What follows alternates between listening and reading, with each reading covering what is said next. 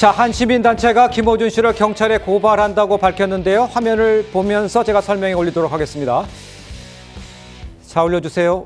자, 이 시민단체는요, 김 씨가 국무총리에 대해 허위 사실을 유포해서 비방을 하고 뉴 이재명의 지지를 받는 김민석 국무총리와 정청래 당대표 간의 갈등을 부추겼다. 이렇게 지금 주장을 했습니다.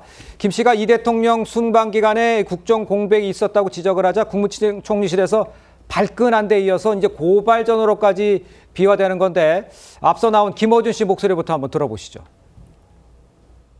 지금장은 대통령이 만들어가던 주식시장, 부동산 시장, 그 분위기 하에서 대통령이 공급하던 신뢰자산에 올라간 면이 있는데 대통령이 순방 중이에요. 이런 상황에서 기민하게 대응하는 국무회의도 없어요. 그래서 그 회의를 통해 안심할 수 있는 기회도 없다 보니까 그런 리더의 부재가 불안감을 더 증폭시켰을 거라고. 아빠 없는 자식 같은 느낌이잖아요. 네. 네. 말하자면 빈집털이죠.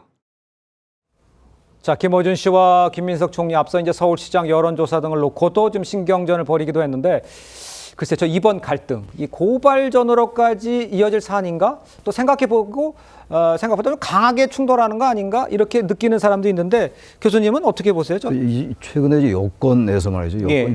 전체에서 하나의 새로운 현상이 생겼다고 저는 새로운 생각합니다. 현상. 네. 그러니까 정청래 대표와 이제 이른바 친청 반청 이제 프레임이 있었잖아요. 그건 어느 정도 전 진화가 됐다고 생각해요. 예. 정청래 대표의 동력이 많이 약해진 거죠. 그리고 더 이상 이제 정청래 대표도 그렇게 해석될 만한 그런 정치 행위를 안 하고 있단 말이죠. 근데 이게 김어준, 정청래 대표, 김어준 저 방송인, 그리고 유시민 작가. 네. 이제 하나의 이제 그 패키지로 인식이 된 적이 있었어요.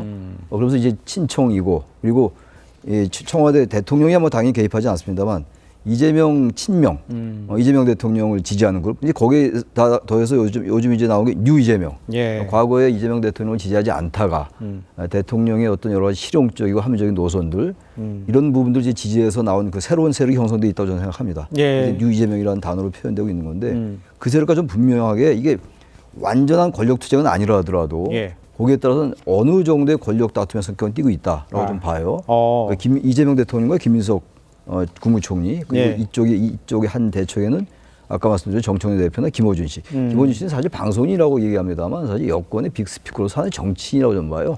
상당한 정치적 영향을 행사하고 있다고 저는 생각을 하는데 이런 이제 하나의 권력 투쟁의 성격도 있지만 또 보기에 따라서는 또 다른 프레임으로는 이제 노선 투쟁의 성격도 좀 있는 것 같아요. 그러니까 이제 아주 좀 단순화시킨단 말이죠. 예. 실용적이고 합리적인 노선을 지향하는 이재명 대통령 한 켠에 있고 이쪽에는 그거를 꼭 반대하는 건 아닙니다만 기본적으로 전통적인 이른바 이제 전통적 민주개혁 세력이라고 얘기하는 예. 친문이라고 볼 수 있고 그런 세력들 간의 일종의 집권 연합 내에서의 하나의 권력 투쟁 플러스 예. 노선 투쟁. 예. 노선 투쟁은 전혀 나쁜 게 아니죠. 노선의 갈등 같은 거니까 그러니까 양자 서로 보완하면서 어느 한쪽이 치중되지 않으면 저는 오히려 시너지 효과가 날 수 있다고 보는데 네. 여기서 과도하게 권력 다툼의 이 성격이 짙어지면 이건 오히려 부작용이 날 수 있다. 알겠습니다. 아마 그런 면에서 볼 때 정청래 대표가 좀 자제하고 있는 게 아닌가 그런 생각이 좀 듭니다. 그 정청래 대표가 자제하고 있다는 표현까지 써주셨는데, 성취윤 부대변인께 여쭤볼 때는 노선 투쟁이든 권력 투쟁이든 지금 시점이 너무 빠른 거 아니냐, 지금 벌써 그러냐, 이런 지적도 하고 있을 수 있는데 어떻게 보세요?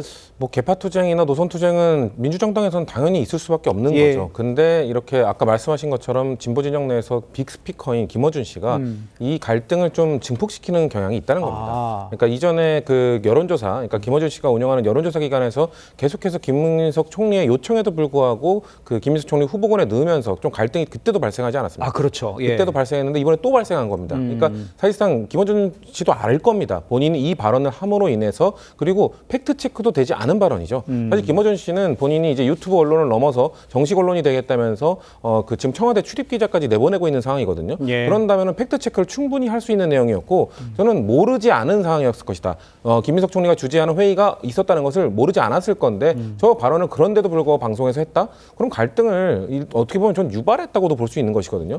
그렇기 때문에 김어준 씨가 저는 뭐 저희가 이렇게 얘기한다고 해서 자제할 분은 아니기 때문에 예. 그 방송에 나가는 민주당 의원들이나 가깝게 지내왔던 분들이 김어준 씨를 향해서 이런 발언들은, 아니면 이런 행태들은 지금 당내 갈등을 부추기는 경향이 있을 수 있다. 네. 단순히 민주정당 안에서 노선 투쟁을 하는 걸 넘어서서 지나친 갈등의 향상으로 치닫는 걸로 국민들께 비춰지면 네. 집권 여당의 오만함으로도 보일 수 있기 때문에 이런 것들은 자제해야 된다는 얘기를 김어준 씨의 방송에 나가는 분들이 전 사석에서라도 해야 된다. 적극적으로 해주셔야 된다고 생각합니다. 그럼 성추연 부대에게 하나 더 여쭤볼게요. 그럼 김어준 씨는 이 시점에서 왜 그렇게 갈등 유발 소지가 있는 것을 알면서까지 저렇게 나서는 겁니까? 그러니까 아까 제가 말씀드린 부분 그 여론조사 이름 넣고 하는 부분에서 이미 한번 감정이 상했었고요. 그러니까요. 예. 합당 과정 논의할 때도 감정이 또 상했었죠. 그때 어떻게 보면 주장을 본인이 사실상 지금까지 진보진영 스피커로서 이야기해왔던 것들이 안 이루어졌던 적이 별로 없거든요. 예. 근데 이번에는 이제 진보 진영 아까 교수님께서 잘 설명해 주신 것처럼 당내 뉴 이재명 세력이나 이런 분들은 김어준 씨가 말한 대로 그대로 따라가지 않습니다. 네. 이재명 대통령의 행보나 이런 것들에 더 무게중심을 두고 있기 때문에